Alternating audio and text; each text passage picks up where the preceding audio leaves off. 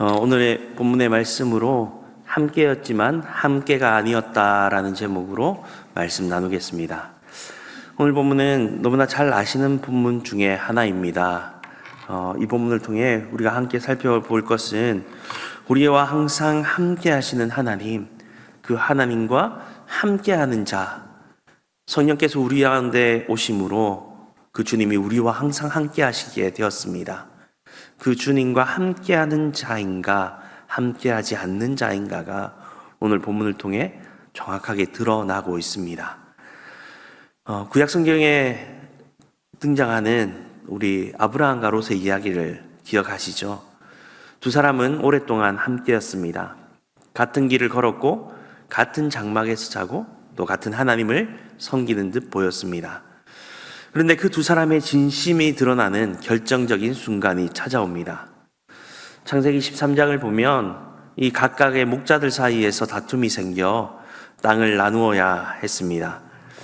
롯은 눈에 보기 좋은 소돔 땅을 선택했습니다. 보기에 좋은 곳을 따라 우상이 가득한 그곳으로 향했습니다.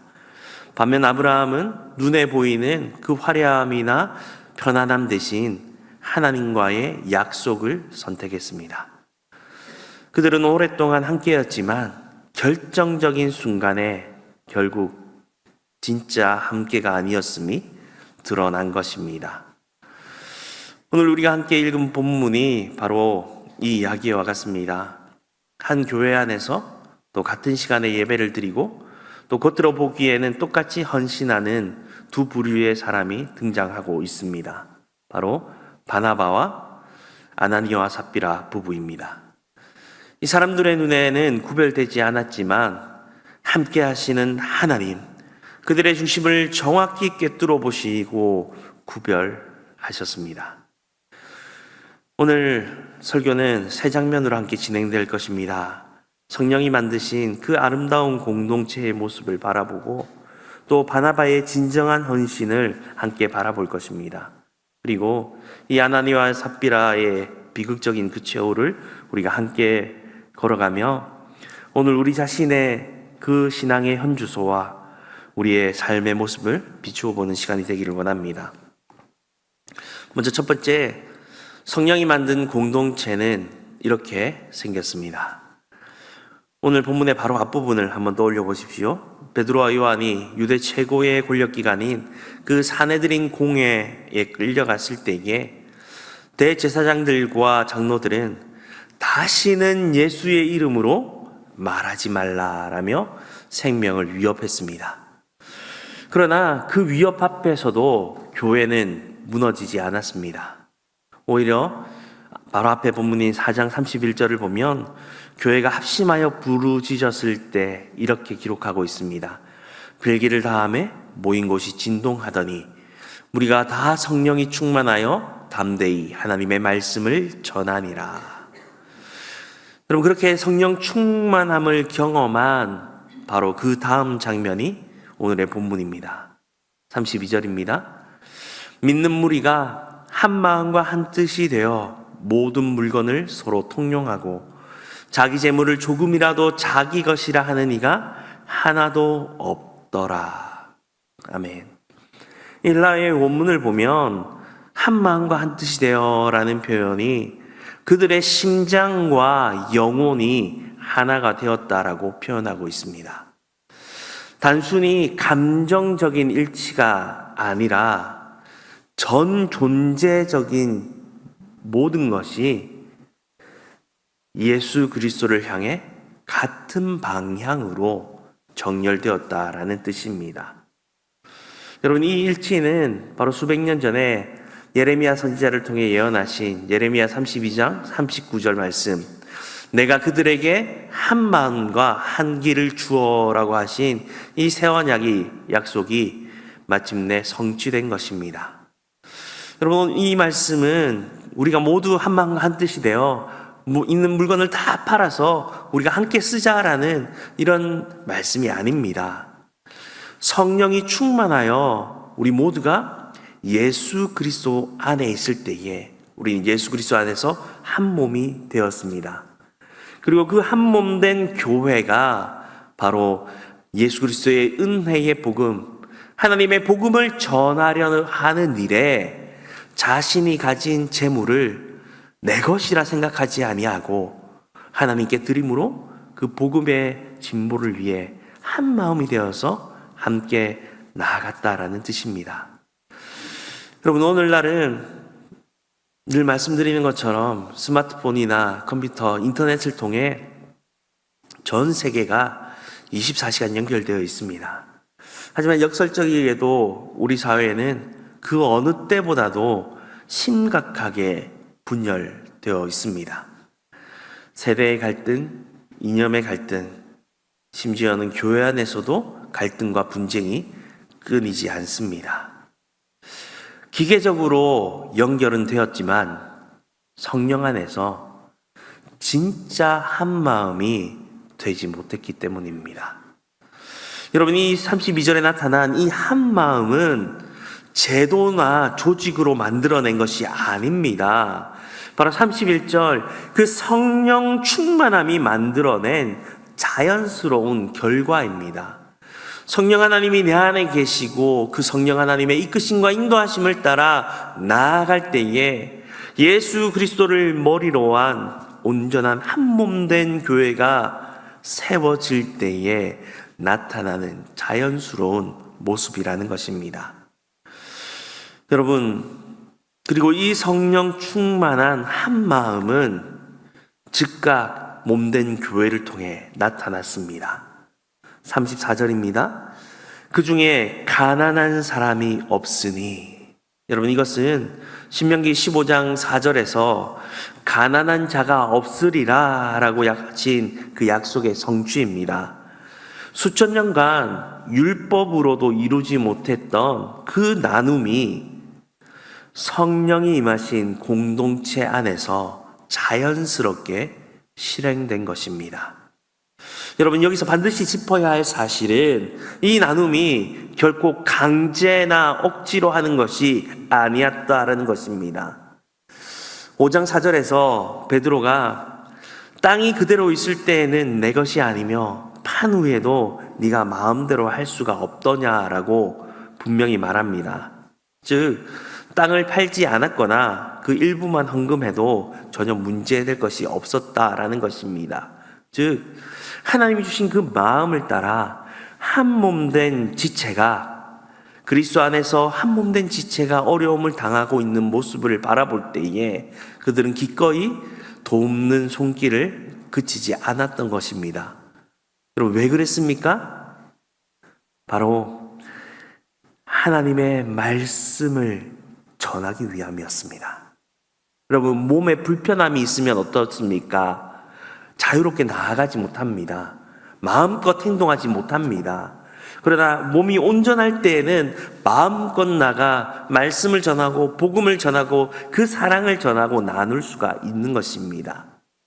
몸된 지체가 어려움을 겪는 모습을 보며 이 지체가 온전히 회복되어 아무런 근심과 걱정이 없을 때에 오로지 말씀과 복음 사역에 전혀 힘쓸 수 있는 상태가 될 때에 온 교회가 그 사명을 함께 감당할 수가 있었기에 그 성령의 이끄심을 따라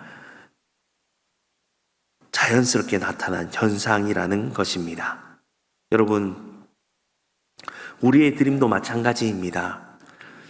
억지로 하거나 해라고 해서 하는 것이 아니라, 의무가 아니라 다른 사람이 하기에 하는 것이 아닙니다.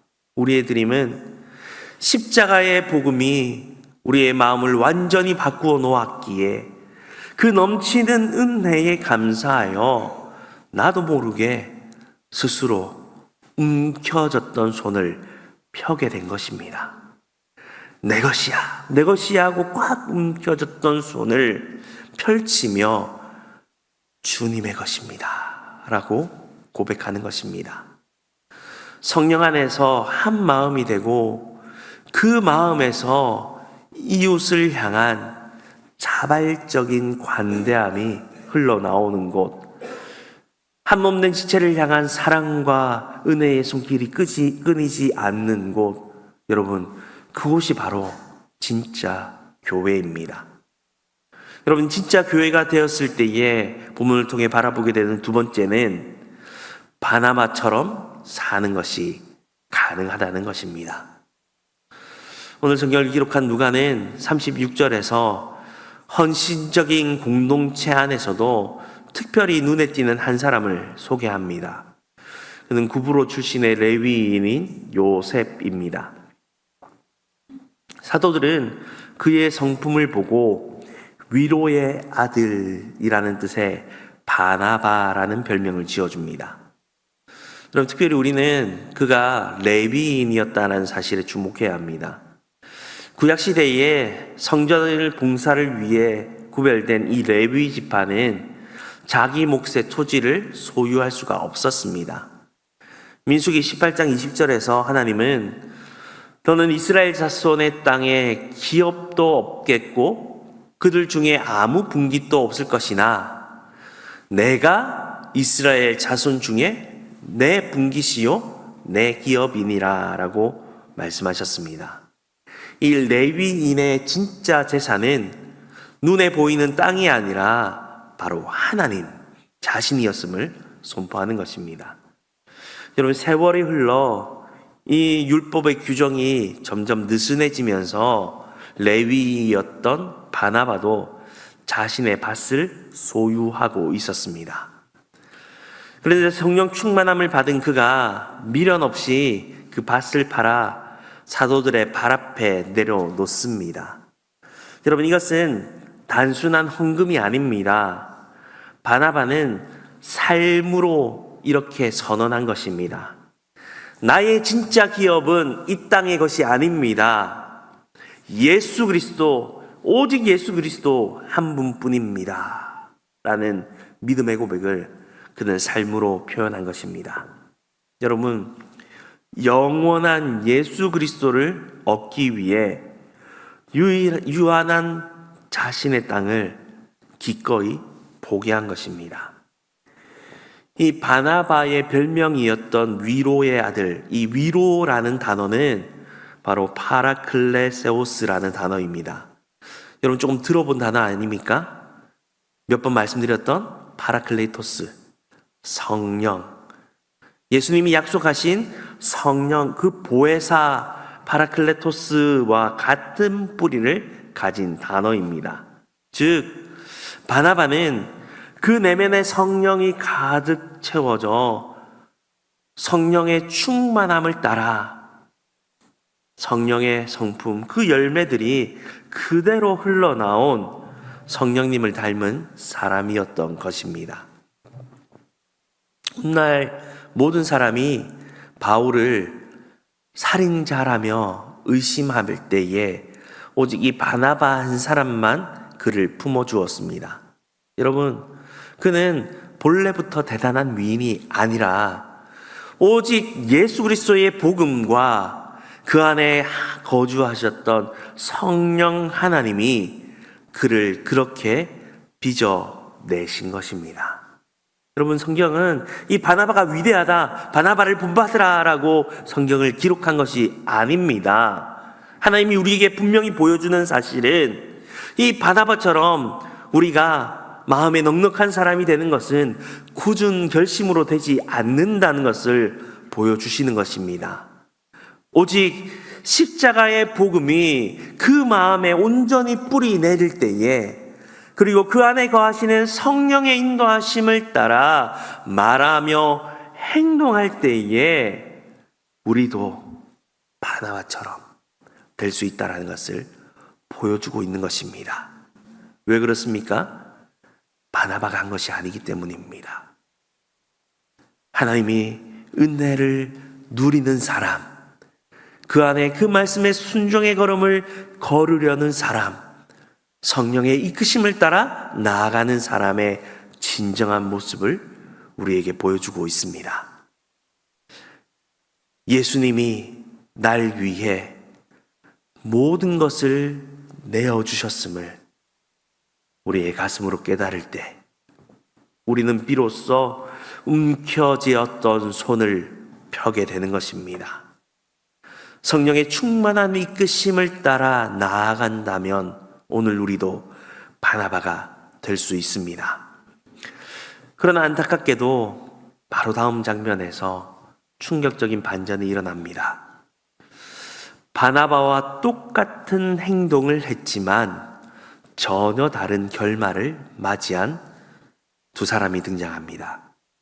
본문을 통해 우리가 바라보게 되는 세 번째는 함께였지만 함께가 아닌 두 사람의 비극을 바라보게 됩니다. 이 5장이 시작되는 원어의 원문을 보면 그러나라는 단어가 등장하고 있습니다. 그러나 아나니아라 하는 사람이 그의 아내 삽비라와 더불어 소유를 팔아. 여러분, 아나니아와 삽비라도 바나바처럼 소유를 팔아서 사도들의 발 앞에 가져다 두었습니다. 겉모습은 바나바와 똑같았습니다. 그런데 2절에 정말 소름 끼치는 한 문장이 있습니다. 그 값 얼마를 감춤해 그 아내도 알더라. 이 감춤해라는 이 단어는 여러분 구약의 여호수아서 기억하시죠? 여호수아에서 아간을 기억하십니까? 전리품을 훔치고 숨겼던 아간. 그 아간이 훔쳤던 물건을 감추었다라고 했을 때 사용된 단어와 같은 단어입니다. 하나님께서는 이 아간의 죄가 이스라엘을 위기로 몰아내었듯 이 아나니아의 은밀한 죄가 부흥하는 교회를 무너뜨릴 치명적인 위험임을 경고하고 있는 것입니다. 그 아내도 알더라. 창세기 3장에 그 아담과 하와처럼 이 부부도 죄를 짓는 일에 완벽하게 하나가 되었습니다. 여러분, 이 무서운 죄는 항상 은밀한 공모로부터 시작되는 것입니다. 베드로가 이들을 향해 꾸짖습니다. 5장 3절입니다. 아나니아야, 어찌하여 사탄이 네 마음에 가득하여 네가 성령을 속이고 땅값 얼마를 감추었느냐. 여러분, 여기서 우리는 정말 가슴 사무치는 대조를 발견합니다. 바로 앞선 4장 31절에는 교회가 기도할 때에 성령이 충만하여 라고 했는데 5장 3절에서는 아나니아에게 사탄이 충만하여 라고 말합니다. 여러분, 인간의 마음은 비어있는 진공 상태일 수 없습니다. 내 마음에 성령으로 가득 채워졌든지 아니면 사탄이 채워지든지 둘 중 하나입니다. 두 마음이 함께 있을 수 없는 것입니다. 여러분, 이 아나니아의 진짜 죄는 무엇입니까? 밭을 팔지 않아도 죄가 아닙니다. 밭에 판 돈의 일부만 가져와도 죄가 아닙니다. 그런데 왜 전부를 바친 것처럼 거짓말을 했을까요? 하나님을 향한 헌신보다 바나바처럼 전부를 다 바친 믿음 좋은 사람으로 인정받고 사람들의 박수를 받고 싶은 허영심이 더 컸기 때문입니다. 사람의 평판을 위해 감히 하나님도 속이려 든 것입니다. 여러분, 더 심각한 진짜 문제는 이 아나니아와의 삽비라의 시선이 하나님이 아닌 사람들을 향하고 있었다라는 것입니다. 여러분, 저 여러분도 마찬가지입니다. 우리의 시선이 오직 하나님께 고정되어 있지 아니하고 사람들에게 고정되어 있을 때, 사람들을 의식하며 나아갈 때에 우리는 언제든지 아나니아와 삽비라처럼 될 수 있는 것입니다.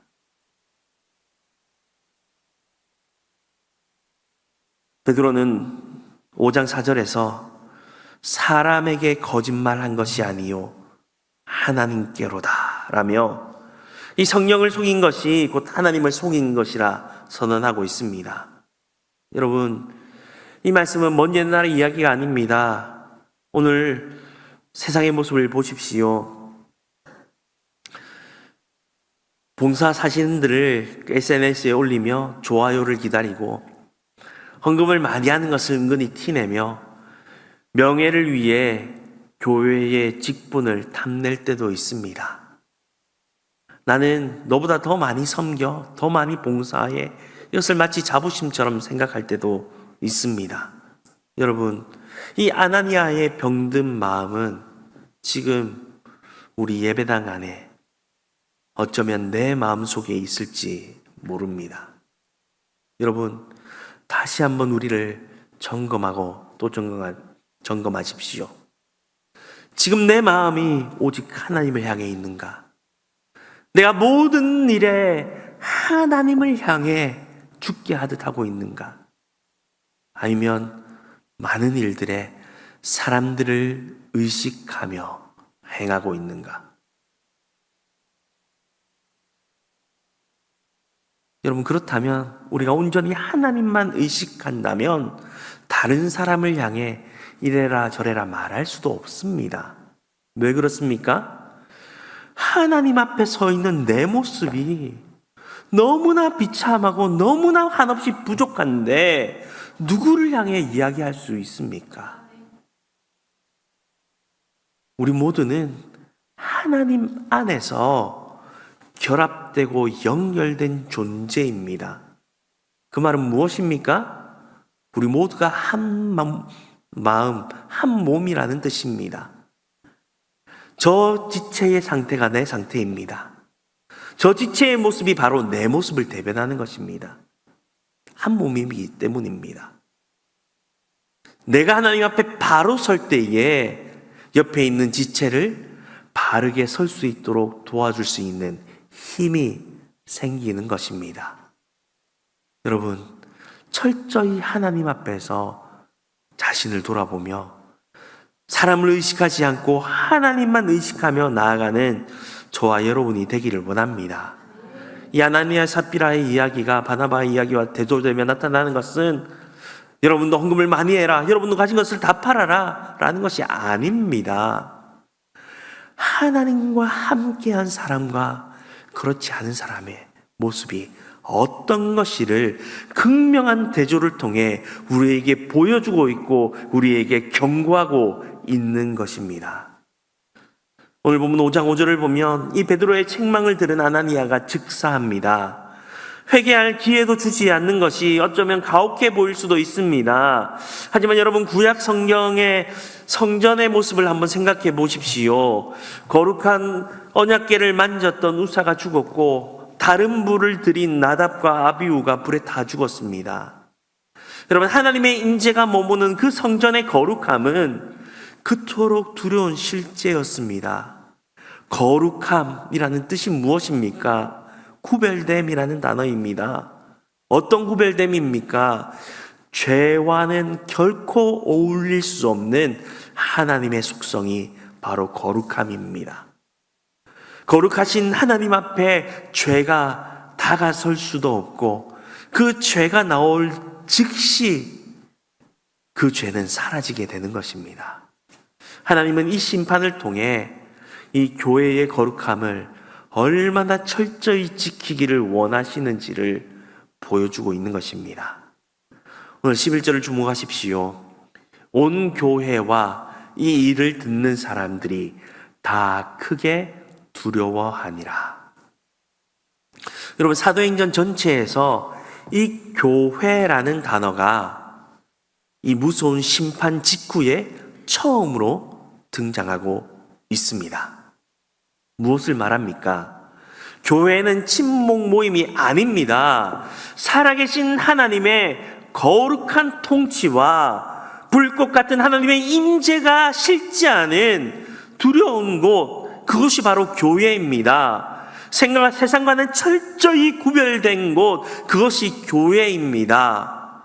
세상의 마음으로는 하나님 앞에 나아갈 수가 없습니다. 하나님 앞에 철저히 낮아지고 낮아져 엎드리고 엎드려야 합니다.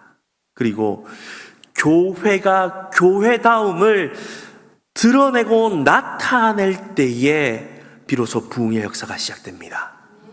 여러분, 이 땅에 1907년에 일어난 엄청난 그 부흥의 운동도 성령이 임하실 때에 회개 운동으로 시작되어 부흥의 역사가 나타났습니다. 뿐만 아니라 전 세계에 나타난 놀라운 그 부흥의 역사의 중심에는 성령이 임재하실 때에 자신들의 모든 죄와 허물을 주님 앞에 내려놓고 자복하는 회개로부터 그 부흥이 시작되었습니다. 여러분, 하나님 앞에서 철저히 회개하며 자신을 내려놓기를 원합니다. 내가 꽉 움켜 주었던 손을 펼치고 하나님께 온전히 맡겨드릴 수 있기를 원합니다. 아나니의 죽음으로 인한 큰 두려움은 공포가 아닙니다. 하나님의 살아계심을 뼈저리게 다시 경험한 거룩한 경외심입니다. 하나님을 진정으로 두려워하는 교회는 세상 사람의 눈치를 보지 않습니다. 하지만 하나님을 두려워하지 않는 교회는 결국 아나니아처럼 사람의 평판에 목을 매다 무너지고 마는 것입니다. 여러분, 하나님과 함께하는 자입니까? 아니면 함께하지 않는 자입니까? 사랑하는 믿음의 동력자 여러분, 말씀을 맺습니다. 오늘 본문을 통해 우리는 세 가지의 장면을 만났습니다. 성령 충만하여 하나가 된 아름다운 초대교회의 모습, 그리고 그 한 마음을 삶으로 살아내며 헌신했던 바나바의 모습, 그리고 겉으로는 한 마음인 척 위장했지만 결국 탐욕으로 무너져 내린 아나니아의 삽비라의 모습입니다. 여러분, 오늘 본문의 말씀이 우리에게 던지는 핵심적인 질문은 단 하나입니다. 지금 내 마음은 무엇으로 채워져 있습니까? 바나바처럼 멋지고 넉넉하게 살고 싶으십니까? 그것은 굳은 결심으로 되지 않습니다. 오직 복음으로만 되는 것입니다. 하나님과 진정으로 함께한 자가 될 때에 자연스럽게 나타나는 모습인 것입니다. 예수 그리스도께서 십자가 위에서 나를 위해 당신의 생명까지 아낌없이 다 내어주셨다라는 그 복음이 내 마음에 부딪혀 올 때에 우리는 사람의 눈치를 보지 않고 기꺼이 손을 펴서 나누는 인생을 살게 되는 것입니다. 여러분, 오늘 말씀을 통해 다음 세 가지를 우리의 삶에 구체적으로 결단하기를 바랍니다. 첫 번째, 오늘 내 신앙 행위의 숨은 동기를 정직하게 점검하십시오. 헌금을 드릴 때에, 봉사할 때에, 기도할 때에 나는 지금 살아계신 하나님 앞에서 순전하게 하고 있는가? 아니면 사람들의 인정과 박수를 받고 싶어서 하고 있는가? 마태복음 6장 3절은 선언합니다. 오른손이 하는 것을 왼손이 모르게 하라. 무엇입니까? 하나님이 다 아신다라는 것입니다. 이 예수님의 말씀처럼 사람의 눈을 의식하지 않는 그 순전한 섬김, 그것이 바나바의 방식이자 하나님이 진짜 기뻐하시는 예배자의 모습입니다.